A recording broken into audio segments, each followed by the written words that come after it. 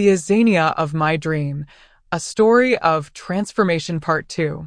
Mary had barely settled into her new office when she began her first and most urgent task, addressing the rampant hunger and food insecurity that plagued Azania. It was a problem that had festered for decades, exacerbated by mismanagement, corruption, and a lack of cohesive agricultural policy. Determined to make an immediate impact, Mary called an emergency meeting with her cabinet and key state governors. Azania cannot thrive while its people starve, she declared with conviction. We must feed our nation. Today, we take the first step towards ensuring that every Azanian has enough to eat. Mary's plan was ambitious but grounded in practical steps.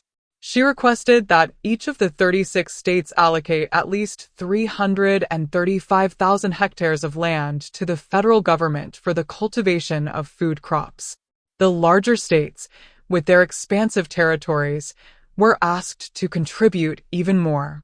Despite initial skepticism, Mary's persuasive leadership and the dire need for a solution galvanized the governors into action. They agreed to her proposal, recognizing the potential for this plan to bring stability and prosperity. Soon, vast tracts of land across Azania were being prepared for planting. Agronomists and soil scientists were dispatched to each state to determine the most suitable crops for the local soil and climate conditions. From the fertile plains of the north to the humid forests of the south, every inch of donated land was meticulously planned for optimal yield. As the first seeds were sown, Mary sought to ensure that the project was not just a federal initiative, but a national movement. She involved local farmers, agricultural experts, and community leaders, emphasizing the importance of collective effort. This is not just a government project, she told them. This is Azania working together to feed its people. The cultivation phase saw a surge of activity and hope. Fields of maize, rice, yams, cassava, millet, and a variety of vegetables began to thrive under the watchful eyes of dedicated farmers and agricultural workers. Each state took pride in its contribution, and the sense of unity and purpose was palpable. When harvest time arrived, the bounty was plentiful. Warehouses filled to the brim, and silos overflowed with produce. The challenge now was to distribute this abundance efficiently and equitably across the vast country. Mary's next move was as innovative as it was bold. She partnered with foreign companies experienced in transportation infrastructure to build a network of electric trains. These modern, efficient trains would crisscross Azania, ensuring that food reached every corner of the country in the shortest possible time. The construction of the railway network was a massive undertaking, but Mary's administration was relentless. Engineers and workers labored tirelessly, and within months, the new electric trains were operational. The trains were designed to maintain the freshness of perishable goods and to transport large quantities of food swiftly and safely. With the distribution network in place, Mary implemented a system where food prices were regulated and kept uniform across the country. Regardless of whether a family lived in the bustling capital or a remote village, they would pay the same fair price for their food. This move not only stabilized the market, but also ensured that profiteering and price manipulation, which had plagued the food industry for years, were eliminated. The impact of Mary's initiatives was immediate and profound.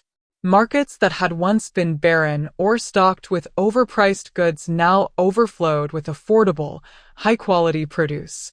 Families that had struggled to make ends meet could finally afford to put nutritious meals on their tables. The specter of hunger that had loomed over Azania for so long began to fade. Mary's efforts went beyond just providing food. They also restored dignity and hope to the people of Azania. Her actions demonstrated that a government could be both compassionate and efficient, responsive to the needs of its citizens. As the months passed, the transformation was undeniable. Reports of malnutrition dropped sharply, and the general health and well-being of the population improved. Farmers saw a resurgence in their fortunes as government support and fair market practices ensured they were rewarded for their labor. The new rail system not only facilitated food distribution but also spurred economic growth by improving overall transportation infrastructure. In a national address, Mary reflected on the journey so far. We have taken the first steps towards building the Azania of our dreams. Together, we have shown that when we unite for a common cause, we can achieve the extraordinary. This is just the beginning. The citizens of Azania celebrated their newfound prosperity, grateful for a leader who not only promised change, but delivered it. Mary's approach to governance, grounded in practicality and driven by empathy, had set a new standard.